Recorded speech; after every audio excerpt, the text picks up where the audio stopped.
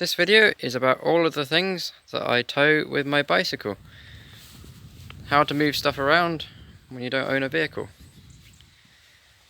The first thing is a basic bicycle trailer, which I no longer own. So there's a few photographs of it.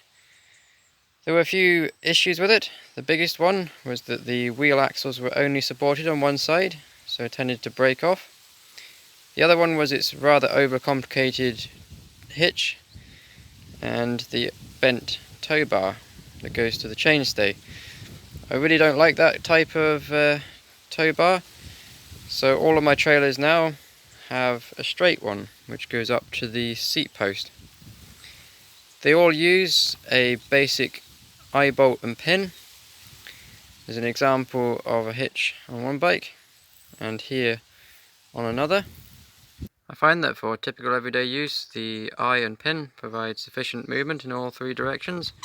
You've got the up and down, turning, obviously the best, and side to side it just turns on the thread. This is the second trailer that I made. It must be about 12-14 years ago. Using the mistakes that I learned from my first trailer, I improved a few things. One of them is the axles are now supported on both sides. It's all made of wood. And it's such a useful size that I actually still use it. I just keep shoving screws into it to repair it, and it just keeps going. You can see in the corner there it's a little bit rotten, but it's such a good design, it just seems to stay together. And it's very useful for transporting little things around. And it uses a fish box as the container, which is removable. The only real issues that I have with it is that it's quite narrow, so easy to tip over on corners.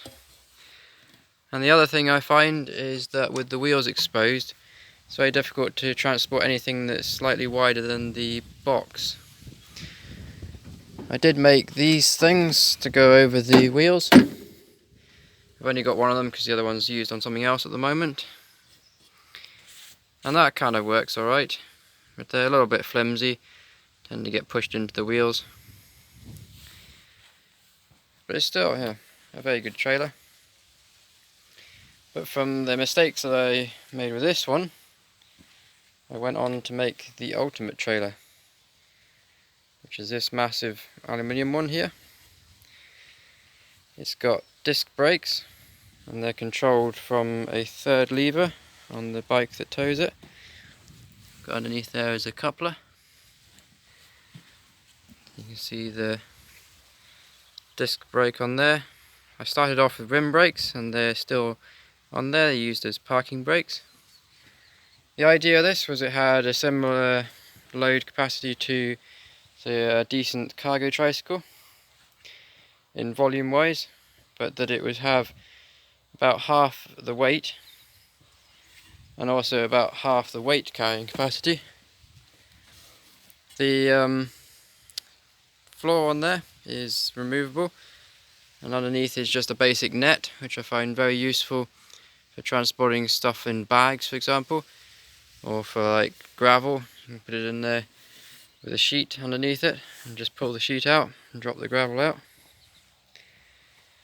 I'm going to make another video on this one because there's so much to say about it. It's tested to 150 kilograms weight capacity. Typically I would say 1/8 of a ton is a typical load for it.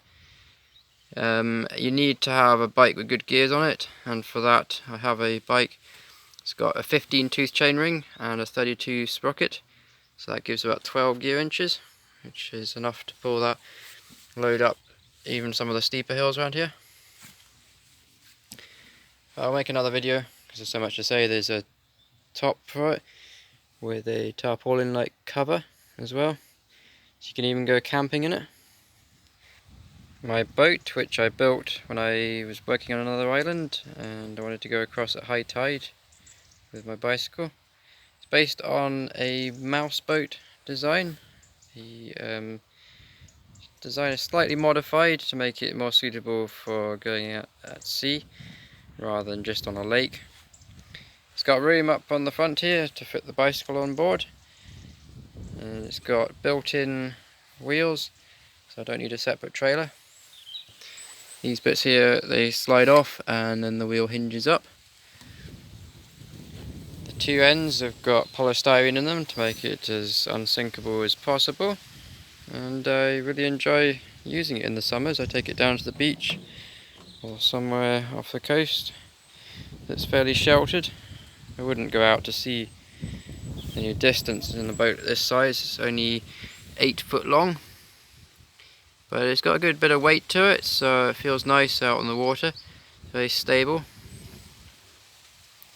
And of course it can be towed ashore with the bicycle. And finally, on to the weirdest thing of them all, which is a gravel path sweeper. It's designed really to take the leaves off and to leave the gravel behind. This is one of a few prototypes that I've made over the years, trying to get the design working. I've just recently added this collection pan, and the main concept of it is that it's got these angled brushes that tend to spin and push stuff aside. So they spin just through contact with the ground, and that tends to move stuff over and disturb it, so that it flies up and ends up in the collection pan. That concludes my collection of weird, wonderful things that I tow with my bicycle. Thank you for watching.